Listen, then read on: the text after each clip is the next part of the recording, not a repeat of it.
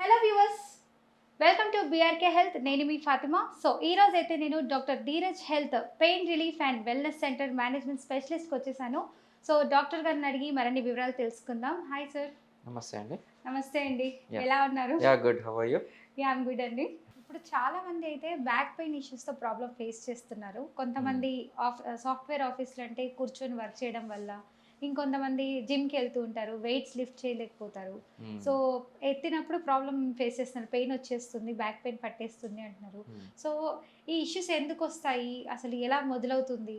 So, back pain అనేది vague term. అంటే back పెయిన్‌లో వచ్చే కారణాలు చాలా ఉంటాయి. ఉమ్, మజిల్స్ ఏమైనా డ్యామేజ్ అయినా, టెండోన్ లిగమెంట్స్ ఏమైనా ఇంజ్యూరీ అయినా, ఆర్ ఎముకల్లో వీక్‌నెస్ ఉన్న ఆస్టియోపోరోసిస్ ఉన్నా గానీ, ఆర్ ఫ్రాక్చర్ అయినా గానీ పెయిన్ వచ్చే ఛాన్స్ ఉంటది. ఉమ్, బట్ ఎక్కువగా చూసుకునేది ఏంటంటే డిస్క్ బల్జ్ అయినా గానీ, డిస్క్‌లో క్రాక్ అయినా గానీ, నర్వ్ మీద కంప్రెషన్ అయ్యి సయాటికా లక్షణాలు అంటే నడు నుంచి కాళ్ళ వరకు తిమ్మిరి రావడం, ఉమ్, ఇలాగ రకరకాల కారణాలు ఉంటాయన్నమాట. సో, బ్యాక్ పెయిన్‌లో ఎక్కువగా యంగ్ అడల్ట్స్‌లోకి ఈ మధ్య చూసిన సాఫ్ట్‌వేర్ పీపుల్‌లో. సో, ఎక్కువగా ముందుకు వంగడం, బరువులెత్తడం, కాన్స్టాంట్ ఒకటే పొజిషన్‌లో కూర్చోడం. సో, దీనివల్ల ఎముకల్లో బాగా స్ట్రెయిన్ ఒత్తిడి పడడం, మజిల్స్ వీక్‌నెస్ రావడం, డిస్క్ బల్జ్ అవ్వడం ఇలాగ వచ్చే ఛాన్స్ ఉంటుంది. ఉమ్, అదే యంగ్ అడల్ట్స్‌లో సడెన్‌గా జిమ్‌లో వెయిట్ బాగా ఎత్తేసారనుకోండి, ట్రైనింగ్ లేకుండా, ప్రాపర్ పోస్చర్ లేకుండా, లంబార్ సపోర్ట్ బెల్ట్ ఏం లేకుండా సడెన్‌గా వెయిట్ ఎత్తడం. దీనివల్ల డిస్క్‌లో ప్రెషర్ పడి డిస్క్ క్రాక్ అయ్యే ఛాన్స్ ఉండొచ్చు. ఆర్ ఉమ్, కొంతమందికి మజిల్స్‌లో ఎరెక్టర్ స్పైనే మజిల్స్ అంటాం. అంటే స్పైన్‌ని సపోర్ట్ చేసే పక్కన మజిల్స్ ఉంటాయన్నమాట. ఆ ఉమ్, మజిల్స్‌లో ఏమైనా క్రాక్ రావచ్చు ఆర్ వాపు రావచ్చు. సో, దీనివల్ల కూడా మయోఫేషియల్ పెయిన్ అంటాం. అంటే లోపల డిస్క్ బల్జ్ అదేం లేకున్నా గానీ మజిల్స్ మీద ఒత్తిడి వల్ల వచ్చే మయోఫేషియల్ పెయిన్స్ ఉంటాయి. సో, ఇవి యంగ్ అడల్ట్స్‌లో ఎక్కువగా చూసుకునేది. Either gym going or office going వాళ్ళకి. ఇంకా ఇలా పెయిన్ ఫేస్ చేస్తున్న వాళ్ళు సార్ బయట కొన్ని ట్రీట్మెంట్స్ కూడా తీసుకుంటున్నారు. అయినా కూడా హుహు. మాకు ఈ ప్రాబ్లమ్ అన్నది పోవట్లేదు. అసలు ఏం చేయాలి? హుహు. ఇలా బయట మందులు కూడా వాడుతున్నారు. డైరెక్ట్ కొంతమంది ఆపరేషన్స్ అంటున్నారు. హ్మ్. సో, ఈ ఆపరేషన్స్ ఇవన్నీ కరెక్టేనా? ఆపరేషన్ అవసరమే పడవచ్చు. హ్మ్. దానికి ఒక ప్రత్యేక సింప్టమ్స్ ఉంటాయి. లైక్ ఇవి చాలా గుర్తుపెట్టుకోవాల్సిన సింప్టమ్స్. హ్మ్. సివియర్‌గా పెయిన్ రావడం, చాలా తిమ్మిరి రావడం, హ్మ్. నడుము నుంచి కాళ్ళ వరకు బాగా మొద్దుబారిపోవడం, స్పర్శ పోవడం. సో, దీనివల్ల అడుగేయాలన్నా గానీ వీక్‌నెస్ ఉండడం, కాళ్ళు ఒక మొద్దుబారినట్టు అయిపోవడం, యూరిన్ మోషన్ తెలియకుండా అవ్వడం. హుహు. ఆర్ బటక్స్ కింద మనకి స్పర్శ లేకుండా పోవడం. సో, ఇవన్నీ కాడా ఎక్వానా సింప్టమ్స్ అంటాం. So, okay. ఎప్పుడైనా ఈ సింప్టమ్స్ వస్తే ఎమర్జెన్సీ డీకంప్రెషన్ సర్జరీ అవసరం పడుతుంది. హుహు. అండ్ మిగతా వాళ్ళకి కూడా సర్జరీ అయ్యే అవకాశం ఉంటుంది. హ్మ్. ఎట్లాగా? ఇప్పుడు ఒకవేళ డిస్క్ బల్జ్ అయ్యి నర్వ్ మీద ఒత్తిడి అవుతుందనుకోండి.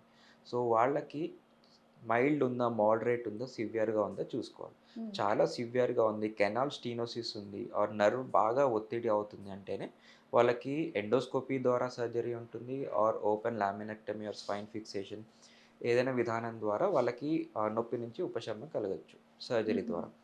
ఇవన్నీ లేవు. మైల్డ్, మోడరేట్ సింప్టమ్ పెయిన్ ఉన్నాయి. లేదు మాకు ఆపరేషన్ ఇప్పుడే వద్దు. ఆపరేషన్ పోస్ట్‌పోన్ చేసుకోవాలి.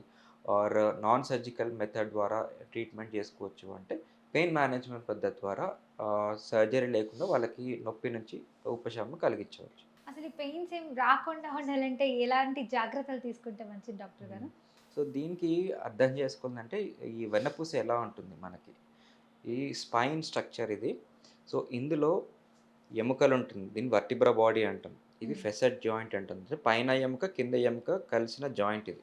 హ్మ్. హ్మ్. ఈ జాయింట్ ఉంటుంది. ఈ 2 ఎముకల మధ్యలో ఉండాల్సిన పల్ప్ మెటీరియల్ డిస్క్ అంటాం.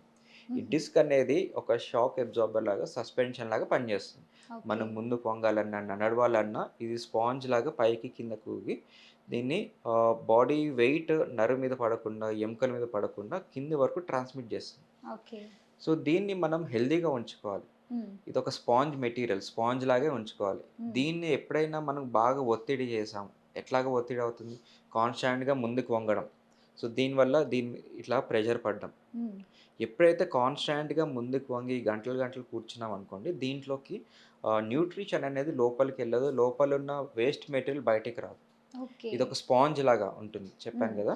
సో, స్పాంజ్ మనకి పైకి, కిందకి చేస్తేనే దీనిలో న్యూట్రిషన్ లోపలికి రావడము, వేస్ట్ సబ్స్టెన్సెస్ బయటకు రావడం జరుగుతుంది.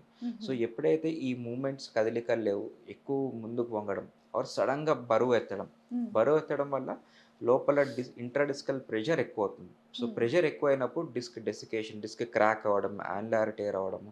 సో దీనివల్ల నర్వ్ కంప్రెషన్ అవ్వచ్చు, డిస్క్ డీజనరేషన్ అవుతుంది. అంటే లోపల వాటర్ ఆర్ పల్ప్ మెటీరియల్ అంతా ఇంకిపోయి హార్డ్గా అవుతుంది అనమాట. డిస్క్ డీజనరేషన్ అంటాం.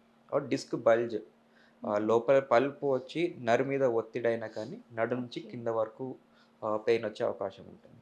సో మెయిన్గా జాగ్రత్త తీసుకోవాల్సింది ముందుకు వంగడం, బరువులు ఎత్తడం, కాన్స్టాంట్గా ఎక్కువసేపు కూర్చోవడం. సో ఇవి అవాయిడ్ చేయాలి. ఇది పొజిషన్స్. అండ్ అగైన్ మజిల్స్ అనేది స్టిఫ్గా లేకపోయినా, హార్డ్గా లేకపోయినా కానీ పెయిన్ వచ్చే ఆస్కారం ఉంటుంది. So strengthening exercises important. Calcium, magnesium and vitamin D. So ఇవన్నీ రెగ్యులర్గా మోతాదులో తీసుకుంటే ఇవన్నీ పెయిన్స్ రాకుండా ఉంటుంది. సార్ ఇప్పుడు చాలా మంది పెయిన్తో మీ దగ్గరకు వస్తుంటారు పేషెంట్స్. సో వాళ్ళకి ఎలాంటి ట్రీట్మెంట్ ఇస్తూ ఉంటారు మీరు? సో నొప్పికి మూల కారణం ఏంటని ఒకసారి ఇన్వెస్టిగేట్ చేయాలి. అంటే క్లినికల్ ఎగ్జామినేషన్ హిస్టరీ వైజ్ వాళ్ళకి నొప్పి ఎప్పటి నుంచి వస్తుంది, ఏ ఏ రీజియన్లో నొప్పి వస్తుంది, ఎప్పటి నుంచి నొప్పి వస్తుంది, ఎంత తీవ్రతగా ఉంది, ఆ నొప్పి 0 to 10 స్కోరింగ్లో వాళ్ళకి ఎంతగా ఇబ్బంది పెడుతున్నారు డైలీ చేసే పనుల్లో. సో నొప్పి తక్కువగా ఉన్నప్పుడు నొప్పికి మనం పెద్ద పెద్ద ట్రీట్మెంట్ చేయాల్సిన అవసరం లేదు. సో మనిషికి లైఫ్ టైంలో కంపల్సరీ ఒక్కసారైనా బ్యాక్ పెయిన్ కంపల్సరీ వస్తుంది. సో అలా వచ్చిన వాళ్ళందరికీ మనం సర్జరీ కానీ, ఇంజెక్షన్స్ కానీ అలాంటివి ఏం చేయం. సో 90% వాళ్ళకి రెస్ట్, ఫిజియోథెరపీ అండ్ పోస్చర్ కరెక్షన్తోనే వాళ్ళకి పెయిన్ తగ్గిపోతుంది. మిగిలిన 10 or 15% మంది మాత్రమే వాళ్ళకి మందులు ఇవ్వడం కానీ ఆర్ వాళ్ళకి ఇంజెక్షన్ ద్వారా ట్రీట్మెంట్ చేయడం, లేదంటే సర్జరీ వరకు. సో 90% వాళ్ళకి అండర్లైన్ కరెక్షన్. సో వాళ్ళకి పెయిన్ ఎందుకు వస్తుందో నాకు అర్థం చేసుకోవాలి, చేసే పనులు ఎలా ఉంటున్నాయి. అదే ఆడవాళ్ళు అనుకోండి, ఎక్కువగా నుంచోవడం, వంట చేయడం, ముందుకు వంగడం, ఇవి కరెక్షన్ చేసుకోమని చెప్తాం. అదే సాఫ్ట్వేర్ పీపుల్ అనుకోండి, కూర్చునే విధానం అంటే స్క్రీన్ మీద ఎక్కువగా వంగకుండా బ్యాక్ రెస్ట్ ఇచ్చుకోవడం, డ్రైవింగ్లో కొంచెం మధ్య మధ్యలో బ్రేక్స్ తీసుకోవడం. సో కాన్స్టాంట్గా కూర్చున్నప్పుడు ఒక 10-15 మినిట్స్ అట్లాగా బ్రేక్ తీసుకోవడం. సో ఇవన్నీ చేస్తుంటే పెయిన్ అనేది మనం రాకుండా ప్రొటెక్ట్ చేసుకుంటాం. సో ఎందుకు వస్తున్న కారణం తెలుసుకుంటే ఈ టిప్స్ ద్వారా రాకుండా వాళ్ళు చేసుకోవచ్చు. ఒకవేళ ఇవన్నీ చేసినా వాళ్ళకి పెయిన్ తగ్గట్లేదు అంటే వాళ్ళకి కాల్షియం, వైటమిన్ డి కానీ ఇలాంటి టెస్ట్ చేసుకుని ఎంత డెఫిషియన్సీ ఉందో చూసి దాన్ని కరెక్షన్ చేయడం.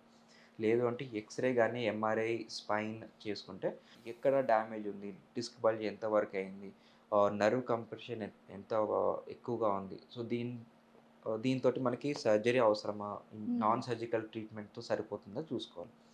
సో ఇలాగా వేరియస్ ఆస్పెక్ట్స్లో చూస్తాం. చాలా మంది పెయిన్ ఫేస్ చేస్తున్నారు, మెడికల్ షాప్కి వెళ్తారు. సో ఏదో ఒక టాబ్లెట్ ఇచ్చేస్తారు, డోలో అని చెప్పి ఇలా కొన్ని టాబ్లెట్స్ ఫీవర్కి సంబంధించి అంటారు, దీని పెయిన్కి కూడా సంబంధించిన ప్రాబ్లం ఉండదు, వాడచ్చు అంటారు. మరి అలా టాబ్లెట్స్ వాడచ్చా? ఓవర్ ద కౌంటర్ లభించే మెడిసిన్స్ ఏవీను లాంగ్ టర్మ్లో తీసుకోవద్దు. మనకి పెయిన్ కిల్లర్ సపోజ్ తీసుకున్నారనుకోండి, 3 to 4 days or 5 days maximum తీసుకోవాలి. అలా అని చెప్పి రోజు తరచుగా తీసుకునే ఉంటే వాళ్ళకి కిడ్నీ డ్యామేజ్ అవుతుంది. సో బ్యాక్ పెయిన్ తగ్గకపోవడంతో పాటు అడిషనల్గా కిడ్నీ కూడా డ్యామేజ్ అవుతుంది. సో ఎప్పుడైనా నొప్పి తగ్గట్లేదు, ఇంట్లో ఎంత చిట్కాలు పాటించిన వాళ్ళు తగ్గట్లేదు అంటే డాక్టర్ గారిని కలిస్తే వాళ్ళకి ఎందుకు వస్తుంది కారణం తెలుసుకుని దానికి కావాల్సిన ప్రత్యేక ట్రీట్మెంట్ వాళ్ళకి తీసుకోవాలన్నమాట. సార్ ఇప్పుడు మన హాస్పిటల్లో ఈ ట్రీట్మెంట్స్ పెయిన్ మేనేజ్మెంట్కి సంబంధించి సో ఎలాంటి ట్రీట్మెంట్స్ ఇస్తున్నారు కొత్తగా, ఇంకేమేమి వచ్చున్నాయి? మనకి పేషెంట్ కండిషన్ బట్టి pain management non surgical treatments ఉంటుంది. అంటే ఇందులో ఎటువంటి కోత కానీ స్టిచ్ ఏం పడకుండానే డే కేర్ ట్రీట్మెంట్, మార్నింగ్ వచ్చి ఆఫ్టర్నూన్ వెళ్ళిపోయే విధంగా ఇలాంటి చికిత్సలు ఉంటాయి అన్నమాట. సో సపోజ్ డిస్క్ బల్జ్ కానీ ఆర్ నర్వ్ కంప్రెషన్ అయ్యి ఆర్ డిస్క్ డీజనరేషన్ అంటుంది. సో వాళ్ళకి ఎక్స్రే విజన్ ద్వారా ఎక్కడైతే డ్యామేజ్ పార్ట్ ఉందో అక్కడ ఇంజెక్షన్ చేసే ట్రీట్మెంట్ లాగా ఉంటుంది. రీజనరేటివ్ థెరపీ లాగా ఉంటుంది. అంటే స్టెమ్ సెల్స్ కానీ ఆర్ పిఆర్పి ఇంజెక్షన్ ద్వారా డిస్క్ డ్యామేజ్ని కంట్రోల్ చేసేలాగా ఉంటుంది. అదే నర్వ్ కంప్రెషన్ ఒత్తిడి ఉందనుకోండి, వాళ్ళకి మనము నర్వ్ రూట్ బ్లాక్ అంటాం, selective nerve root block. So ఇది ఎక్స్రే విజన్ ద్వారా నర్వ్ నుంచి వచ్చే పెయిన్ని ఆపడానికి చేసే ట్రీట్మెంట్. సో అలాగే లేజర్ ఉంటుంది. డిస్క్ లేజర్ డీకంప్రెషన్ అంటాం. హుహు. సో, దీనివల్ల కూడా డిస్క్ బల్జ్ అయ్యేది ఇంకా ష్రింక్ అవుతుంది. నర్వ్ మీద ఒత్తిడి తగ్గుతుంది. ఓకే. అదేవిధంగా డిస్క్ ఓజోన్ ఇంజెక్షన్ అంటాం. సో, ఇలాగ రకరకాలుగా ఎటువంటి శస్త్రచికిత్స లేకుండానే చిన్న మత్తు సూది ఇచ్చి ఆ మత్తులోంచే మనము నీడిల్ ద్వారా ఎక్స్‌రే విజన్ చూసుకొని ఎక్కడైతే డ్యామేజ్ సైట్ ఉందో అక్కడ మనం చేసే ట్రీట్మెంట్. హుహు. సో, ఇది ఒక పేషెంట్ మార్నింగ్ వస్తే ఆఫ్టర్‌నూన్ ఎళ్ళిపోయి మళ్ళీ లాంగ్ టర్మ్ పెయిన్ రిలీఫే పొందవచ్చు. సో, వీటితో ఓకే. పాటు ఫిజియోథెరపీ, ఎక్సర్‌సైజెస్ అండ్ మెడికేషన్స్ వాడుతుంటే దీర్ఘకాలికంగా వాళ్ళకి నొప్పి నుంచి ఉపశమనం కలుగుతుంది. ఓకే. నిజంగా సార్ బయట చాలా మార్కెట్‌లో చూస్తే హాస్పిటల్స్‌లో డబ్బులు తీసేసుకుంటారు. ఆపరేషన్స్ చేస్తారు. అయినా కూడా అది నయం కావట్లేదని చాలామంది అంటున్నారు. బట్ హ్మ్. మీ దగ్గరైతే చాలా మంచి ట్రీట్మెంట్స్ అయితే అవైలబుల్ ఉన్నాయని చెప్తున్నారు. So, thank you so much sir. So, ప్రతి ఒక్కరికి తెలుస్తుంది ఈ వీడియో చూసి. థ్యాంక్ యూ అండి. చాలా మంచిగా చెప్పారు. Thank you.